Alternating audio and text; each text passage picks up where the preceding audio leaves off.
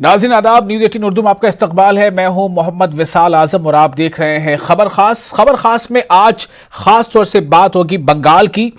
यूं तो 5 रियासतों में इंतखाबात होने हैं, तारीखों का ऐलान भी अभी नहीं हुआ है, लेकिन जिस तरह से बंगाल का सियासी माहौल बनता जा रहा है और इस सियासी माहौल में जो इल्जामात के साथ साथ जो तशद्दुद का मामला सामने आ रहा है और हर एक पार्टी दूसरे पार्टी पर यह इल्जाम लगा रही है कि दूसरी पार्टी हमारी पार्टी के कारकुनों को, नेताओं को टारगेट कर रही है। यह इल्जाम टीएमसी बीजेपी पर लगाती है, यही इल्जाम बीजेपी टीएमसी पर लगाती है, इसी तरह का इल्जाम लेफ्ट वाले दूसरी पार्टियों पर लगाते हैं। अब सवाल यह पैदा होता है कि इंतखाबात के तारीखों के ऐलान से कबल ही बंगाल क्यों होता जा रहा है लहूलुहान। चूंकि जो खबर है उसके मुताबिक जो अब टीएमसी के एक लीडर जो ममता बनर्जी के लेबर वजीर भी हैं, वजीर लेबर, उन पर जाकिर हुसैन पर हमला हुआ है बम से। वो अस्पताल में है, हालत क्रिटिकल बताई जा रही है। उनके साथ कई लोग भी थे जो जख्मी हैं। ममता बनर्जी का कहना है कि 26 लोग जख्मी हुए हैं। इसी खबर पर आज हम खास तौर से करेंगे गुफ्तगू, लेकिन पहले 4 अहम खबरें।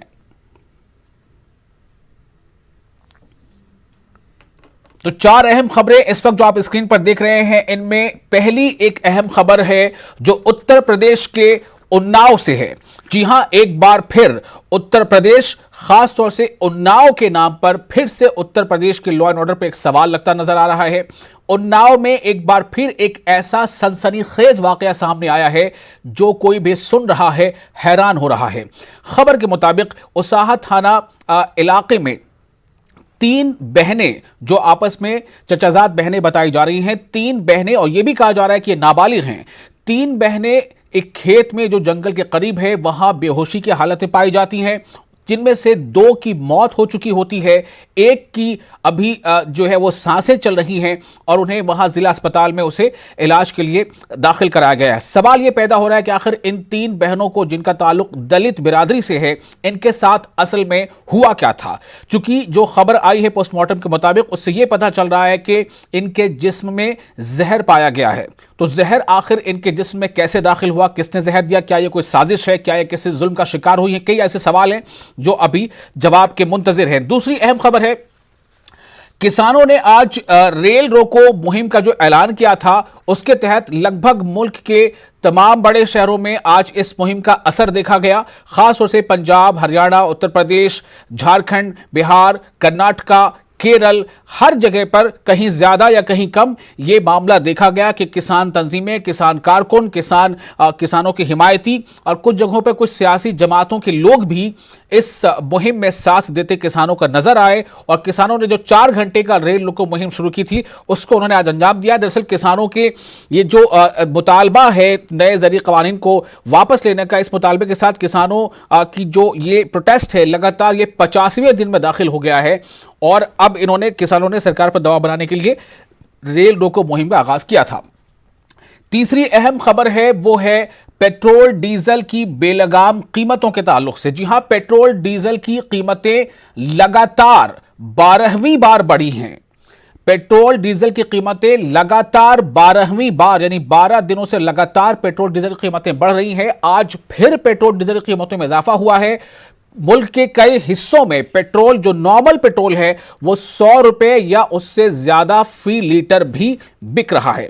सवाल यह पैदा होता है कि आखिर लगातार ये पेट्रोल डीजल में की कीमतों में इजाफा क्यों हो रहा है और कब इसमें कमी आएगी। क्या जब ये तमाम मामला भी चुनावी या इंतखाबी लगता है? ऐसे कई सवाल हैं।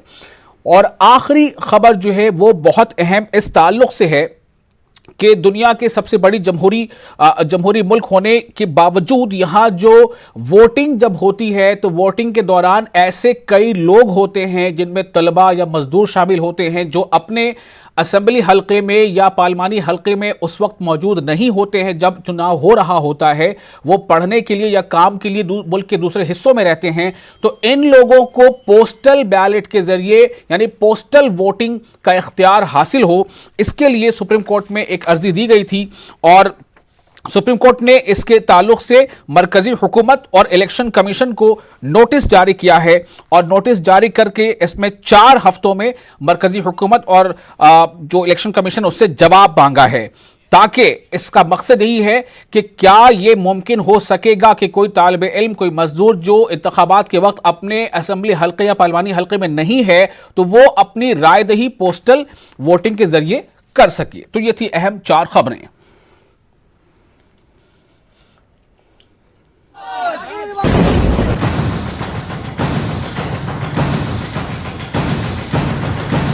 কিন্তু মোটামুটি 26 জনের মতো হবে। সিআইডি কে দেওয়া হয়েছে, এসটিএফ কে দেওয়া হয়েছে এবং সিআইএফ কে দেওয়া হয়েছে। কিছুদিন ধরে জাকিরকে অনেককে বলছিল ইনডিরেক্ট ওয়েতে তুমি চলে এসো চলে এসো চলে এসো নানাভাবে।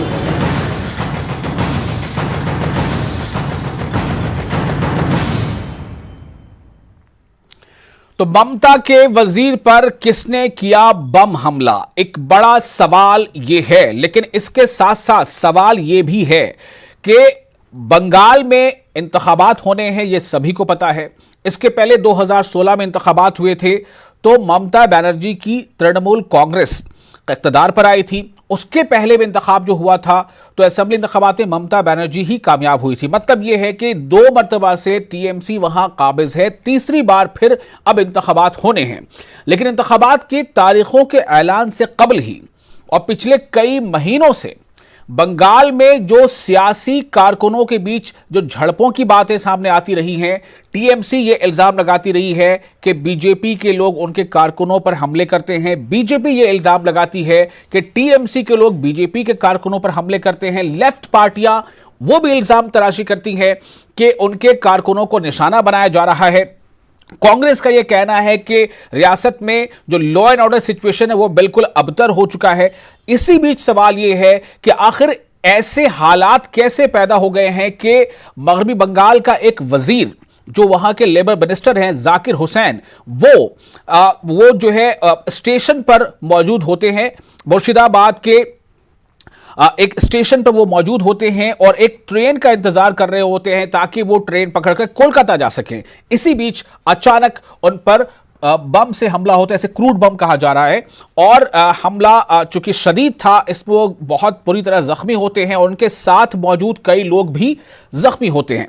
तो सवाल इस बात को लेकर है कि जो रेलवे का जो अपना कैंपस होता है, रेलवे की जो परिसर होता है, अहाता होता है, वहां पर की जिम्मेदारी पूरी तरह से रेलवे की जिम्मेदारी होती है। और शायद इसीलिए ममता बनर्जी ने यह सवाल उठाया है, बल्कि यह एक तरह से इल्जाम लगाया है रेलवे पर कि रेलवे इंतजामिया की लापरवाही है और यह पूरी तरह से प्री प्लान था कि जब जाकिर हुसैन मिनिस्टर अपने लोगों के साथ वहां पहुंचेंगे तो रेलवे में पहले से यह प्लानिंग के तहत उन पर इस तरह से हमला किया गया। यह ममता बनर्जी का कहना है। ममता बनर्जी ने सीधे तौर पर रेलवे को जिम्मेदार माना है। वहीं कांग्रेस खासतौर से यह कह रही है कि जो रियासत में लॉ एंड ऑर्डर की सिचुएशन है वो बहुत अबतर हो चुकी है। बीजेपी का यह कहना है कि स्टेट का जो एडमिनिस्ट्रेशन है वो बहुत वीक हो गया है, लड़खड़ा गया है, अब इसे बदलने की जरूरत है। और इसी बात के साथ आज से बीजेपी ने वहां परिवर्तन यात्रा की शुरुआत की है। अमित शाह खुद इस वक्त बंगाल में मौजूद हैं। तो ये इलेक्शन से पहले के हालात क्या बता रहे हैं? क्या इस तरह से लहूलुहान बंगाल जब इंतखाबात के दौर से गुजरेगा तो क्या एक ऐसी सरकार वजूद में आएगी जो लोगों की फलाह के लिए काम कर पाएगी? ये इतना खूनी ये संघर्ष क्यों होता चला जा रहा है? ऐसे कई सवाल यहां से खड़े हो रहे हैं। जाकिर हुसैन के बारे में बात हो रही है। जाकिर हुसैन जो है वो मगरबी बंगाल में टीएमसी की जो हुकूमत अभी है वो वहां के वजीर हैं।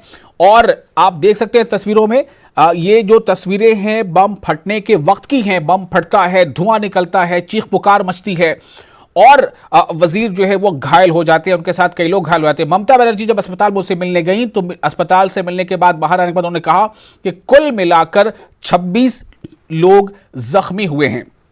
ममता बनर्जी ने अस्पताल में मुलाकात के बाद और क्या कुछ कहा, ये आपको सुनाता हूं। दिन ধরে জাকিরকে অনেককে বলছিল ইনডিরেক্ট ওয়েতে তুমি চলে এসো চলে এসো চলে এসো নানাভাবে। আমি সেসব কথা এখন আর বলতে চাই না, কিন্তু জাকির খুব কমিটেড ছেলে এবং খুব স্ট্রিক্ট ছেলে। ন্যাচারালি ও যাবে কেন? আরো লক্ষ লক্ষ সাপোর্টার আছে। ওর যেমন বিড়ি কারখানা আছে, লক্ষ লক্ষ ছেলে মেয়েরা কাজ করে সেখানে, সেরকম মনে রাখবেন ও একজন বড় ইন্ডাস্ট্রিয়ালিস্টও।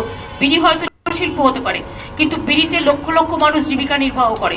সুতরাং সেই হিসেবে জাকির যখন যাতায়াত করতো ওর সাথে 30-40 জন ছেলে মেয়ে যাতায়াত করতোই, এবং গুলি করলে হয়তো কিছু করতে পারতো না, যেহেতু 30-40 জনের সাথে থাকে, সেই জন্য এই প্ল্যানটা বেছে নিয়েছে।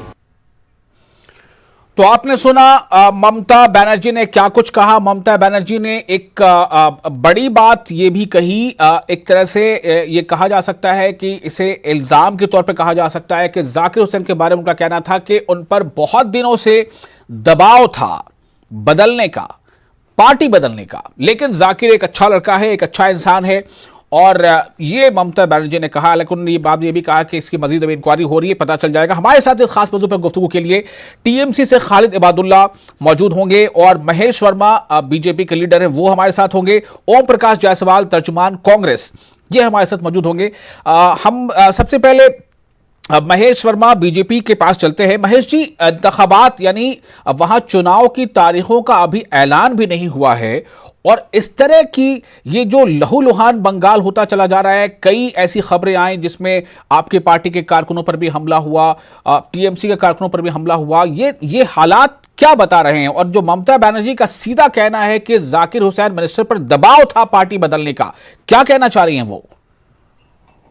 पहली बात तो ये मैं कहूंगा कि उन्होंने ये नहीं कहा कि भाई ये बीजेपी वालों ने कराया है। मतलब इस बात के लिए उनको शुक्रिया कहना चाहिए कि बौखलाहट में कुछ भी बोल सकती है। सवाल ये है साहब कि अगर बोया पेड़ बबूल का तो आम कहां से पाए? ठीक है ना। अगर आपने इसी तरह के लोगों को पाला है तो ये क्या है? ये तो भस्मासुर हैं। ये तो वो लोग हैं जो कि ऐसे मौके और ऐसी चीजों के तलाश में रहते हैं। और ये ममता जी ये सोच रही थी कि भाई जिनको हम पाल रहे हैं ये सिर्फ उनके गुर्गे हैं। ये उनके गुर्गे नहीं, ये सब आईएसआई के गुर्गे हैं। ये तो इस ताक में रहते हैं कि कोई उनको पॉलिटिकल सपोर्ट मिले और उससे भी पैसे ले और इधर से भी पैसे ले, और आप उत्पात मचाएं और इस तरह का आतंक कायम करें। आतंक अगर ये कायम नहीं करेंगे तो वहां जो पश्चिम बंगाल में आज जो स्मगलिंग है, मानव तस्करी है, पशु तस्करी है, नशे की तस्करी है, वहां पे उगाई है, जबरन, आप ये समझिए कि एक टाइम में जो लालू का राज था बिहार में, उस तरह का आतंक और जंगल राज जैसी स्थिति बन गई है बंगाल की। ठीक है, टीएमसी से हमारे साथ इबादुल्ला हैं मौजूद। खालिद इबादुल्ला, आपने बीजेपी के लीडर का बयान सुना। ममता बनर्जी अस्पताल मिलने गई जाकिर हुसैन से, उन्होंने कहा कि पार्टी बदलने का दबाव था जाकिर पर, लेकिन जाकिर अच्छा लड़का है। वो कहती हैं कि एक रेलवे के जरिए एक साजिश है, रेलवे जो उन्होंने कहा है, लेकिन जांच चल रही है। अभी जो हमारे साथ बीजेपी के लीडर वो ये कह रहे हैं कि ये बहुत हद तक मतलब बोया पेड़ बबूल का, तो फिर और आपको क्या मिल सकता है? क्या जवाब है आपके पास इसका?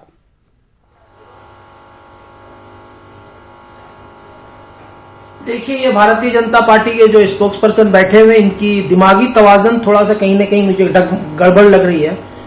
तो मुझे ये कहने पे जरा सा भी झिझक नहीं है कि भारतीय जनता पार्टी को 4.5 साल और उधर 5 साल, 9 सालों में एक बार भी याद नहीं आता बंगाल को।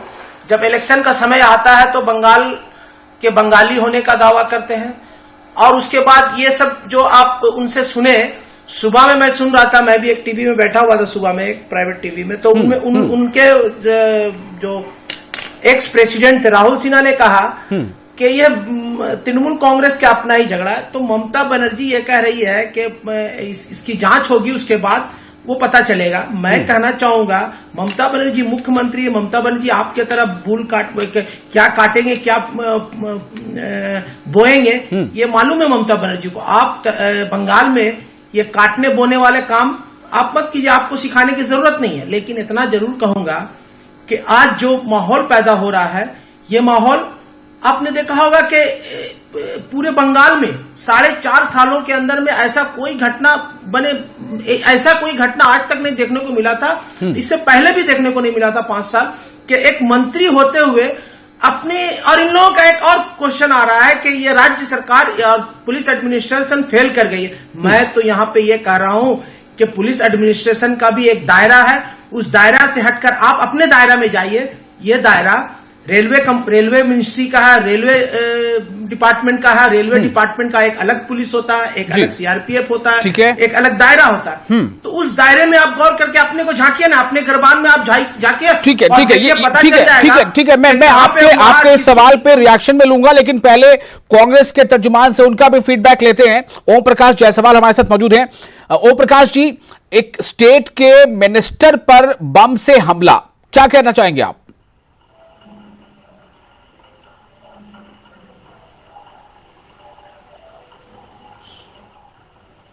ओम प्रकाश जी को मेरी आवाज मिल रही है? चलिए महेश, जी हाँ, जी हाँ, बोलिए, आपको आवाज मिल रही है? हाँ, मुझे आपकी आवाज मिल रही है। जी, मेरा सवाल यही था कि जाकिर हुसैन जो वेस्ट बंगाल में मिनिस्टर हैं, उन पर बम से हमला होता है। ममता बनर्जी कहती हैं कि यह साजिश है, साजिश का पर्दा जल्द ही फाश हो जाएगा। रेलवे पर इल्जाम लगाती, चूंकि रेलवे परिसर में उन पर यह हमला हुआ है। कांग्रेस का क्या रुख है इस पर, क्या कहना चाहती है कांग्रेस? नहीं, मैं तो महेश वर्मा बोल रहा हूं। ओम प्रकाश जी को मेरी आवाज नहीं मिल पा रही है? ठीक है, महेश जी, मैं फिर से आपके पास आ रहा हूं। अभी जो आपकी बात पर जो अभी इबादुल्ला जो मौजूद हैं टीएमसी के तर्जुमान, वो ये कह रहे थे कि ये बातें गलत हैं जो आप कह रहे हैं। दूसरी बात उनका ये कहना है कि ये रेलवे के प्रेमिसेस में ये कुछ हुआ है, तो इसका मतलब ये है कि सीधा उंगली आप पर उठ रही है। कैसे डिफेंड करेंगे आप? पहली बात तो उन्होंने मुझे ये कहा है कि मैं दिमागी रूप से जो है असंतुलित हूँ, मेरा डिसबैलेंस। अच्छा, आपको आवाज मिल रही थी? जी हाँ, जी, बोलिए। हाँ, तो मेरा सिर्फ ये कहना है कि हम जो कुछ भी हैं, लेकिन हम जो चिंता कर रहे हैं वो बंगाल की चिंता नहीं कर रहे हैं। भारत जो इंडिया है उसका एक हिस्सा है बंगाल, उसकी चिंता कर रहे हैं। हम बंगाली बन के चिंता नहीं कर रहे हैं, हम सबसे पहले भारतीय हैं, उसके बाद हिंदू, मुसलमान, बंगाली, या तमाम चीज है। तो पहले ये याद रखिए कि कोई भी चीज बोलने से पहले, नफरत फैलाने से पहले, और अपनी चीजों को बड़ी करने के लिए कुतर्क मत पेश कीजिए, गलत बात मत कहिए। जाकिर हुसैन क्या था, उसकी बैकग्राउंड क्या थी, उसकी पृष्ठभूमि क्या थी, वो किस पृष्ठभूमि का था, पहले इसको खंगाल लीजिए और उसको सोच के समझ के उसने कितने लोगों को बलि चढ़ाया, भाजपा नेताओं को। चलिए, जाकिर हुसैन वैसे अभी वो अस्पताल में है, जख्मी है, वो है अभी? जी हाँ, मिनिस्टर है। तो मैं तो ये कहूंगा कि जो जैसी करनी वैसी भरनी। कोई, अब ये रही बात कि इनका कहना है कि रेल परिसर में घटना घटी है तो उसका जिम्मेवारी कहीं रेलवे की होगी, तो इनकी जानकारी मैं दुरुस्त कर दूं कि लॉ एंड ऑर्डर की जितनी जिम्मेवारी होती है, जो जीआरपीएफ भी होती है रेलवे में, जो गवर्नमेंट रेलवे पुलिस होती है, वो भी स्टेट गवर्नमेंट के अधीन ही होती है। वहाँ एफआईआर दर्ज होता है, वही लोग चार्जशीट फाइल करते हैं। तो ये अपनी जानकारी करेक्ट करके। ठीक है, इबादुल्ला कुछ कहना चाह रहे हैं, टीएमसी के नेता, क्या रिएक्शन आपका? जल्दी से छोटा सा रिएक्शन दीजिए प्लीज। देखिए, ये जाकिर हुसैन के बारे में पृष्ठभूमि और बहुत सारे उनके बैकग्राउंड के बारे में कहा था, तो मैं सही कहा था। मैं सोचा था कि कहीं ना कहीं थोड़ी सी होगी दिमागी तवज्जुन, अब तो लगता है ज्यादा दिमागी तवज्जुन। मैं एक चीज आप तमाम लोगों से रिक्वेस्ट करूंगा, अपनी बात को तहजीब के दायरे में रखिए, फैक्ट्स के साथ रखिए, लॉजिक के साथ रखिए, ऐसे अल्फाज से बचना चाहिए। आप सभी से कह रहा हूं मैं। जी बोलिए। देखिए, फिर मैं कह रहा हूं कि इनकी दिमागी तवाज़ुन कुछ खराब है, क्योंकि जाकिर हुसैन एक बहुत बड़े बिजनेसमैन है और कभी वो राजनीति को सपोर्ट करते थे। राजनीति तो वो 2016 में आके करे, 2010 से आके करे, तो इनकी पृष्ठभूमि और जन्मभूमि और बैकग्राउंड को देखने लगे। जानकारी नहीं रहने से जो होता है, जो जानकारी कम रहने से जो बात करते हैं लोग, वही है ये कह रहे हैं भारतीय जनता पार्टी को। तो इनको सोचना चाहिए कि बंगाल की सरजमी पे, बंगाल की भूमि पे आप दिखाएं क्या कि क्या पृष्ठभूमि है, मन में आएगा आप कह देंगे, तो ये बिल्कुल गलत है ना। आपको तो दिमाग, आप फिर देखिए, आप बदतमीजी में आ गए, चाहोगे आओगे, तुम में आ गए, इसलिए आपको थोड़ी सी, हम आपसे इज्जत से बात कर रहे हैं, आपको इज्जत कम से कम अगर हजम नहीं हो रहा है। लेकिन टीएमसी के लीडर और तर्जुमान, मैं आपसे चाहूंगा थोड़ा सा आप मौका दें। महेश वर्मा जी कुछ बताना चाहते हैं। महेश वर्मा जी, क्या प्रूफ है आपके पास, क्या आप दिखाना चाह रहे हैं? देखिए, मैं ये दिखाना चाह रहा हूँ कि जाकिर हुसैन तो जो ये कह रहे हैं कि वो बिजनेस, इनसे ये पूछिए कि किस चीज का बिजनेस वो करते थे। नहीं नहीं, मानव तस्करी करते अभी थे, आप कुछ पशु दिखाना तस्करी चाह रहे करते थे थे, मोबाइल के जरिए से उनके स्लॉटर बैकग्राउंड हाउस या था। पृष्ठभूमि के बारे में, ऐसी क्या बात है जो आप हमारे नाज़रीन से शेयर करना चाहते हैं? रिवेलरी है उनकी, उसको कहीं ये कंसील करके, उनके बारे में कुछ ना बता के, उनके बारे में जानकारी को छुपा के अगर बात करोगे तो स्वाभाविक है कौन कि सा मैं रिवेलरी? हमको आपको तो आईना समझ नहीं दिखाऊंगा आता। कि ये देख पहले लो ये कि कौन ये थे? सामने क्या है। ये कौन थे पहले बताइए, एक बात, दूसरी बात कि मैं इनसे आपको ये पूछिए, बताना इनसे चाह पूछिए रहा हूँ कौन कि आज मुझे ये बताइए कि आजम साहब। जाकिर हुसैन के ऊपर हमारे तो सैकड़ों और हजारों के तादाद में हमारे कार्यकर्ताओं को बम से उड़ा दिया गया, निर्मम हत्या की गई, हाथ पैर काट दिए गए, मोबाइल में दिखा रहे थे, बाप के उनको आगे दिखाने जो है ना, बोलिए उसके नहीं नहीं, खून से महेश जी उसको से कहा मैं गया कि फिर से भाप रिक्वेस्ट पिलाओ। कर रहा हूं, अगर आपके पास कोई ऐसा डॉक्यूमेंटल प्रूफ, कुछ ऐसी बात है तो है आप ना? दिखा सकते हैं, हमारे नाज़रीन को शेयर कर सकते हैं बिल्कुल महेश जी। दिखा- क्यों नहीं दिखा सकते मोबाइल हैं को भाई? दिखाने बोलिए, मोबाइल को दिखा रहे तो मोबाइल को दिखाइए। नहीं नहीं, वो ओपन बिल्कुल कर रहे हैं, वो दिखाएंगे। ढूंढ रहे हैं, वो ढूंढ रहे हैं। तब तक मैं कांग्रेस लीडर से उनका रिएक्शन लेता हूं। ओम प्रकाश जी, आप सुन पा रहे होंगे दोनों के रिएक्शन, बीजेपी और टीएमसी क्या कह रही है। मिनिस्टर पर बम से हमला होता है रेलवे परिसर में, क्या कहना है आपका?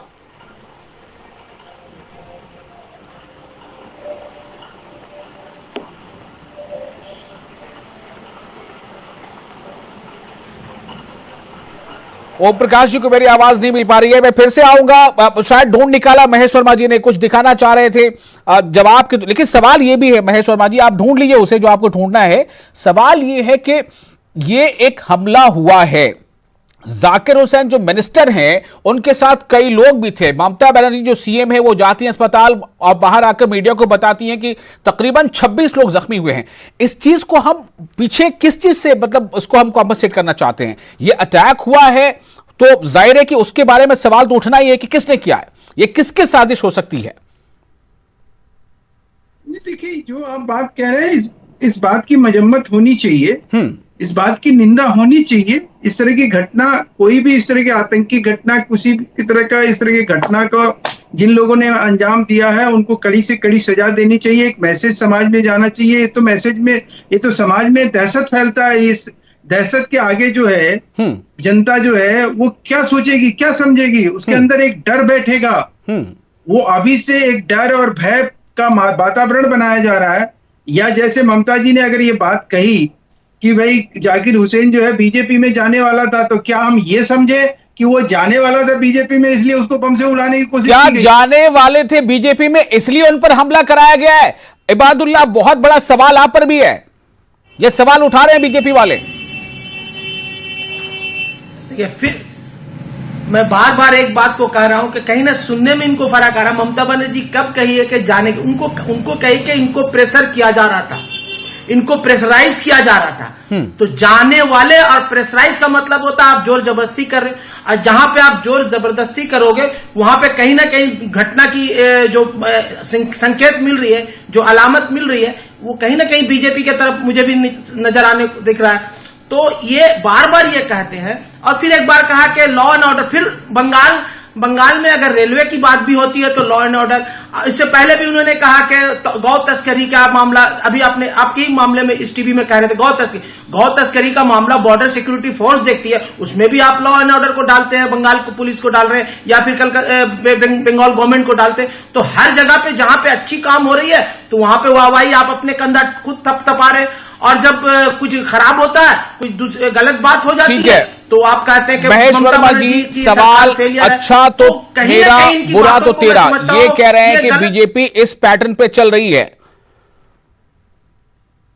देखिए, ये जो चीज कह रहे हैं ना, बीजेपी तो अपनी बात कही नहीं रही है। वहां जो जनता की आवाज है, जो जन आक्रोश है, जो जनता जिस तरह से उसका वहां दमन किया जा रहा है, जिस तरह से हिंदू मुसलमान के बीच में खाई वहां डाली जा रही है, जिस तरह से वहां 30 त्योहार के बीच में जो है 30 त्योहार को लेकर तुष्टीकरण किया जा रहा है, एक को बड़ा और एक को छोटा बताया जा रहा है। तो लोगों की मन कौन हिंदू मुसलमान करता है जो ये प्रयास है, मुसलमान करके अपने को लाभ लेता है। देखिए, हम तो हिंदू मुसलमान करके अगर लाभ लेने की बात करते तो ना हम मौलवियों की तनख्वाह बढ़ाते, ना हम दुर्गा पूजा पे बैन करते, ना हम उसका किसी तरह से ये कहते तो कि भाई विद्यासागर जी की मूर्ति बीजेपी वालों ने तोड़ दी, ना किसी तरह से हम बीजेपी के लोगों को, हिंदुओं को पकड़ के उनको काटते, मारते, उनको बम से उड़ाते। दुर्गा पूजा के बारे में कहा उन्होंने, दुर्गा पूजा को इनको बैन नहीं एक किया। मिनट, मुझे दुर्गा पूजा की बातें कहे आलम साहब, इसको मैं कहना जरूरी है। जी बोलिए बोलिए। मुझे कहने दीजिए, मुझे कहने दीजिए, आप 1 मिनट रुक जाइए। 15 सेकंड आपके पास है, जल्दी से बोलिए दुर्गा प्लीज। पूजा की बातें करते हैं, आपने अपने अध्यक्ष, दुर्गा पूजा की ये बात करें बैंक के, अपने अध्यक्ष दिलीप घोष से पूछिए, वो दुर्गा माँ हमारे बंगाल की है, दुर्गा माँ को बोलते हैं, कौन इनका इसका हदीस कोई पता नहीं, इनकी कोई तारीख नहीं है, और दुर्गा माँ की बातें करते हैं। रामचंद्र जी के हम लोग सब सारे दुनिया, हर दुनिया के लोग, भारत के लोग सम्मान करते हैं। चलिए, बहुत बहुत शुक्रिया मैं अदा करूंगा आप दोनों का, और इस बात का अफसोस भी कि कांग्रेस के लीडर से हमारी बात नहीं हो पाई, कांग्रेस तर्जुमान से। लेकिन सवाल यही है कि बंगाल में इंतखाबात होने हैं, हालांकि और भी 4 स्टेट्स में इलेक्शन होने हैं, लेकिन बंगाल में इतना ज्यादा जोर आजमाई इस तरह से क्यों है? बंगाल में ये सवाल, ये बंगाल में ये लहूलुहान होने वाली कैफियत क्यों पैदा हो गई है? क्योंकि वहां की आवाम को भी सोचना है कि उनके लिए बेहतरी क्या है। बहुत शुक्रिया, मुझे दीजिए इजाजत, आदाब।